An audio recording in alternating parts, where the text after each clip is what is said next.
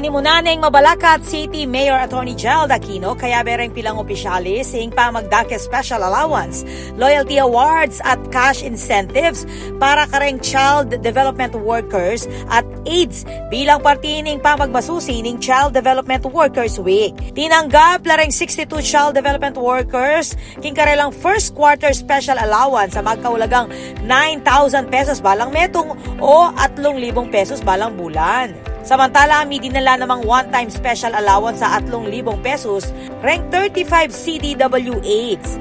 Kinilala na naman ng programa rank CDWs ameka pagdaking 10, 20, 30 at 40 banwa ng karelang serbisyo king larangan ng early childhood care and development, kapamilatan ng loyalty award at dagdaga cash incentives. Balaos na ang kikilalanan ng Mabalacat City LGU ing maulagang ambag dareng child development workers king pamanubog dareng kaya nakang Mabalakenyo at king pamanyuporta king pamilya king syudad. Ako po, Patricia Mamangon para king News Force Pampanga.